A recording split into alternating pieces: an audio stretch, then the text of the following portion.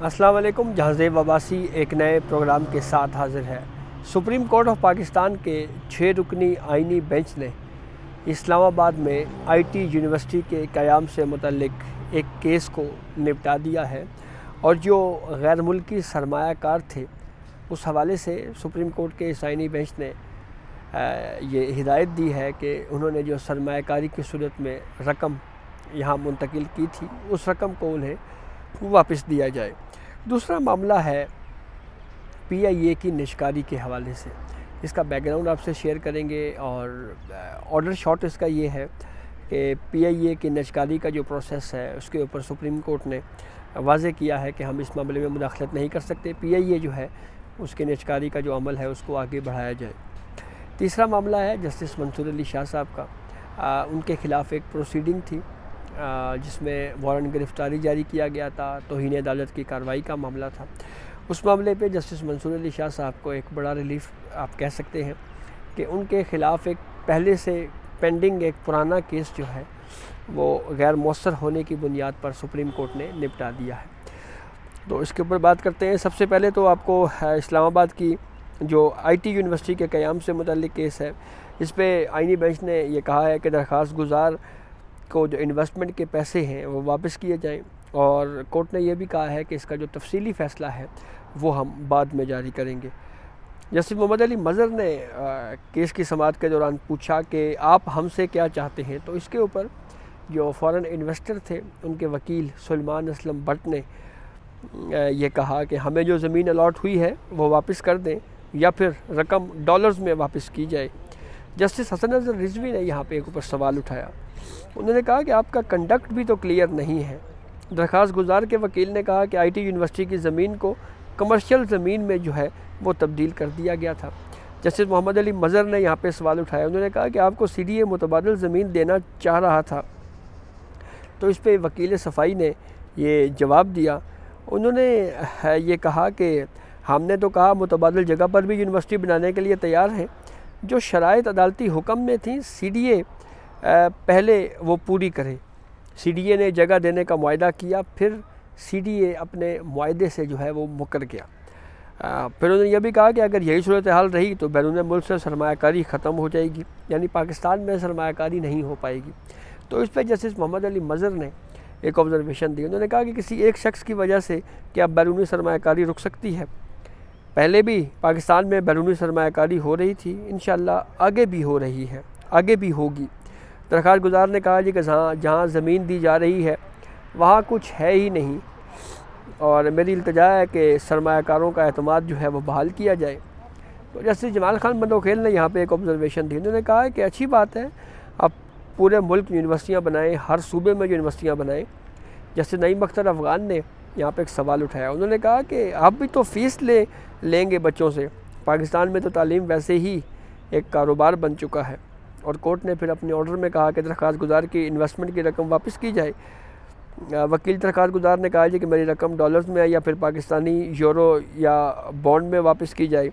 تو اس پہ سرکاری وکیل کی طرف سے کہا گیا کہ پہلے والے عدالتی فیصلے کے مطابق ان کے ڈالرز کے برابر اس ٹائم کے پاکستانی روپیز جو ہیں وہ پاکستان میں جمع کروا دیے۔ جسٹس جمال خان بندوخیل نے پھر یہاں پہ کہا کہ درخواست گزار کی رقم سپریم کورٹ میں موجود ہے، رقم پر اب تو منافع بھی اکٹھا ہو گیا ہوگا۔ تو یوں اس کیس کو آئینی بینچ نے جو ہے وہ ڈسپوزڈ آف کر دیا ہے۔ دوسرا معاملہ تھا پی آئی اے کی نجکاری سے متعلق۔ اس کیس کے اوپر جب سماعت کا آغاز ہوا تو ایڈیشنل اٹارنی جنرل نے کہا کہ سپریم کورٹ نے پی آئی اے انتظامیہ کو نئے پروفیشنلز بھرتی کرنے کی پہلے اجازت دی تھی۔ حکومت کی طرف سے پی آئی اے نجکاری کا عمل شروع ہو گیا تھا۔ نجکاری کے عمل کی وجہ سے نئی بھرتیاں نہیں کی گئیں۔ نجکاری کا عمل کمیشن دوبارہ کرنے جا رہا ہے، یعنی جو پرائیویٹائزیشن کمیشن ہے۔ تو اس پہ جسٹس امین الدین خان نے کہا کہ دوبارہ نجکاری کے عمل میں اب شاید زیادہ ریٹ ملے۔ جسٹس جمال خان بندوخیل نے یہاں پہ ایک آبزرویشن دی۔ انہوں نے کہا کہ نجکاری کے عمل مکمل کر کے حکومت سپریم کورٹ آرڈر کی خلاف ورزی تو نہیں کر رہی۔ جسٹس جمال خان بندوخیل نے کہا کہ سپریم کورٹ نے حکم دیا تھا کہ نجکاری عدالت کو اعتماد میں لے کر کی جائے۔ ایڈیشنل اٹارنی جنرل نے کہا کہ نجکاری پر اعتماد میں لینے کے لیے عدالت میں درخواست دائر کی گئی تھی، تو اس کے اوپر جسٹس جمال خان نے کہا کہ عدالت اپنا اعتماد دیتی ہے، نجکاری اچھے طریقے سے کریں۔ یوں پی آئی اے کی نشکاری کے حوالے سے سپریم کورٹ آف پاکستان نے اجازت دی ہے اور ساتھ ہی اس کیس کو بھی سپریم کورٹ نے نپٹا دیا ہے۔ اب آتے ہیں جسٹس منصور علی شاہ صاحب کے خلاف جو ایک معاملہ تھا۔ جسٹس منصور علی شاہ جب لاہور ہائی کورٹ کے جج تھے تو اس وقت وفاقی محتسب یاسمین عباسی صاحبہ تھیں۔ ایک کیس کے معاملے میں ہراسمنٹ کا ایک ملازم کا ایشو تھا، تو وہ معاملہ آیا ہائی کورٹ۔ اسی لیٹیگیشن کے دوران جو ہے وہ تنازعہ مزید بڑا۔ یاسمین عباسی صاحبہ نے جو ہے وہ جسٹس منصور علی شاہ صاحب کے ناقابل ضمانت وارنٹ گرفتاری جاری کر دی ہے، ساتھ یہ بھی کہہ دیا کہ جی آپ نے میرے آرڈر کو سسپینڈ کیا ہے، یعنی ہائی کورٹ کے پاس یہ اختیار ہی نہیں ہے، تو اس لیے ہم اس جو کنٹیمپٹ آف کورٹ کی پروسیڈنگ بھی شروع کر دی۔ جب یہ ڈسپیوٹ چل رہا تھا تو اس وقت انور ظہیر جمالی چیف جسٹس آف پاکستان تھے، انہوں نے اس معاملے کے اوپر سو موٹو لے لیا، توہین عدالت کی پروسیڈنگ کو سسپینڈ کیا۔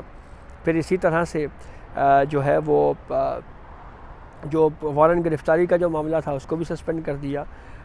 پھر اس کے بعد یہ کیس ایک طویل وقت تک جو ہے وہ تعطل کا شکار رہا، یا اس کیس کے اوپر دوبارہ سماعت نہ ہو سکی۔ آئینی بینچ نے پہلے ایک سماعت کی تھی جس میں یہ بتایا گیا، جب یہ ہیئرنگ شروع ہوئی تو پتہ لگا کہ اٹینڈنس نہیں ہے، مطلب محتسب کا کوئی موقف نہیں آ رہا، تو کورٹ نے کہا تھا کہ ہم ذرا محتسب کا موقف جاننا چاہتے ہیں اس معاملے کے اوپر۔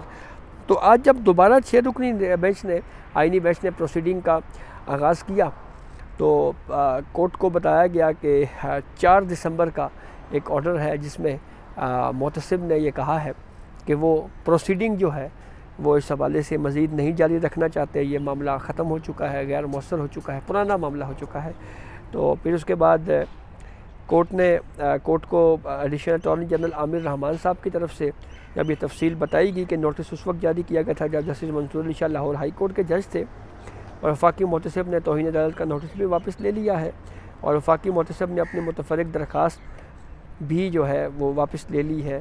تو اس پہ جسٹس مسرت ہلالی نے ایک آبزرویشن دی، انہوں نے کہا کہ عدالت نے توہین عدالت کا نوٹس اور معاملے پر جو لیا گیا نوٹس تھا وہ جو ہے وہ یہ لگتا ہے کہ یہ کیس ہائی کورٹ اور دوسری ہائی کورٹ کے نوٹسز جو ہے وہ جاری کیے گئے۔ تو یوں کورٹ نے توہین عدالت کا نوٹس اور اس کے ساتھ ساتھ اس معاملے پہ جو انور ظہیر جمالی صاحب نے از خود نوٹس لیا تھا، ان کی کورٹ میں پھر ایک کیس پروسیڈنگ بھی چلی تھی، یہ دونوں کیسز جو ہیں جو سپریم کورٹ نے ڈسپوزڈ آف کر دیے ہیں، نپٹا دیے ہیں، اور یوں اس کیس کی پروسیڈنگ جو ہے وہ اپنے اختتام کو پہنچی ہے۔ جسٹس منصور علی شاہ صاحب جب لاہور ہائی کورٹ کے جج تھے، یہ اس وقت کا معاملہ ہے جس کے اوپر آج یہ کیس کنکلوڈ ہوا ہے۔ تو یہ اب تک کی اپڈیٹ تھی جس سے ہم نے آپ کو آگاہ کیا، اپنے فیڈ بیک سے ضرور آگاہ کیجیے گا۔ اجازت دیجیے، اللہ حافظ۔